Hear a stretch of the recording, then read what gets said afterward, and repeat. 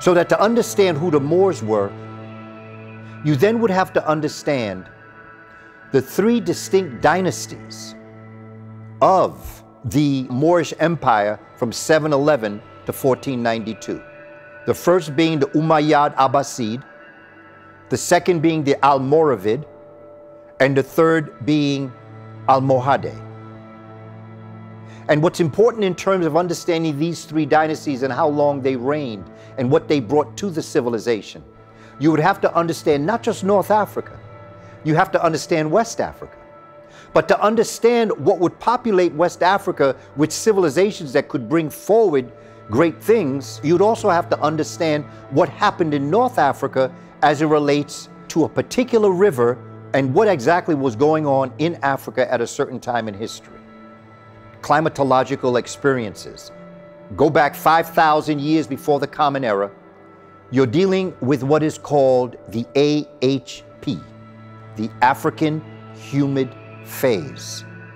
It is at this time that North Africa is lush.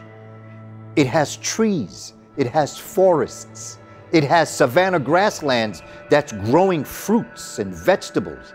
It has lively rivers, and it's also important to understand that although we see these rivers today in Africa as being unconnected, the West Africa, the Senegal River, the Niger River, okay?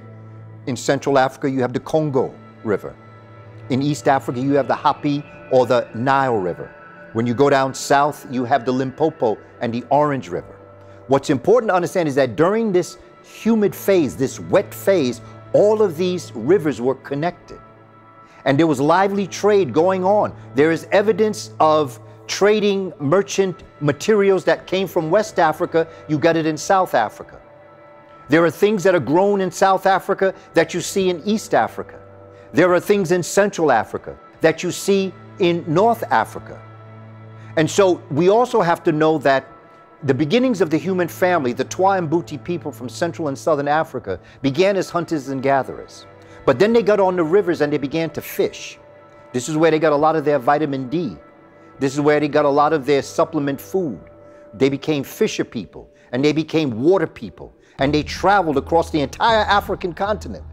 I know this may be difficult to understand, but when someone tells a perfect lie, the truth is unbelievable.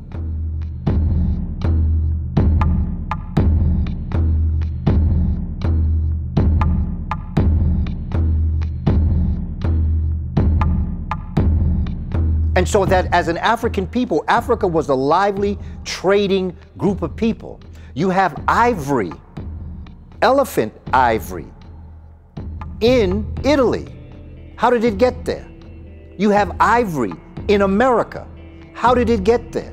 Ain't no elephants in America, at least not indigenous to America.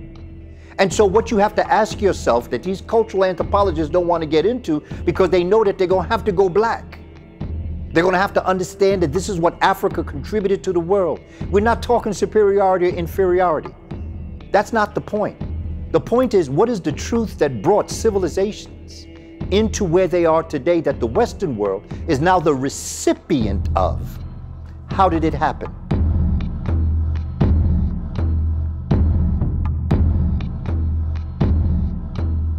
Starting in the Atlas Mountains in Algeria, coming down and swerving through North Africa and bending over into West Africa to the country that we today call Southern Mauritania, there is evidence of a river. And this river is called the Taman Rasset River. T-A-M-A-N-R-A-S-E-T-T. I'm a teacher. I got the spell. Taman Rasset River.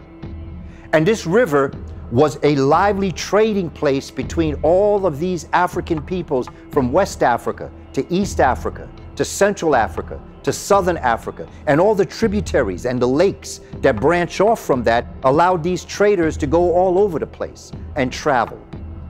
And it was during this time, the African humid phase, that the Taman Rasset River acted and brought up a civilization of people that were traders throughout the African continent. However, there was a phenomenon in the northern part of the earth known as the Worm Ice Age. This Worm Ice Age, while bringing frozen times to the northern climate that caught Africans up there, At the same time, it brought heavy rains into North Africa. These heavy rains, as time went on through the African humid phase, began to change into what's called the AAP, which is the African arid phase. And in this dryness, with the heavy rains that had fallen, it ate up all of the richness of the soil. And what was once lush green started the Sahara Desert. The evidence of it is that you can literally see the sands of East Africa off the coast of West Africa in a place called Cap Timiris, C-A-P-T-I-M-I-R-I-S. You can see these same sands that's in the Sahara in Kemet. You can also see them on the West African, just outside of the coast of what we call southern Mauritania. Now, when this dryness occurred, the trade that the Africans had been going through was so rich they didn't want to give it up. So what they did is they started to dig underground tunnels where they could continue their travels and their trades from one place to another. But what was interesting is that there came a time after being underground for a long period of time, sometimes without fresh water and fresh food, what they started to do was to dig a tunnel that would come back up on the ground. And what would they create? They would create what we call oases.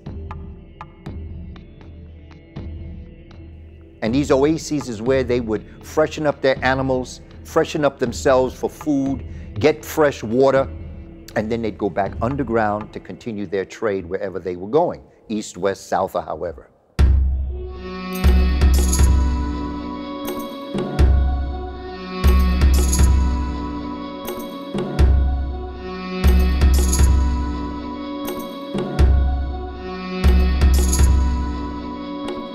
Gao was celebrated in ancient times as a town of magicians, whence the pharaohs on occasion summoned help. Borg and its neighbourhood to the south of Gao is to this day celebrated for the pursuit of magic, and the whole coast of West Africa is permeated with a belief in witchcraft and charms. Doubtless, when Egyptian records speak of the south, they frequently mean Ethiopia and Meroe. But that the name of Ethiopia was extended in some instances to cover the country as far west as the Atlantic is made quite clear by ancient writers.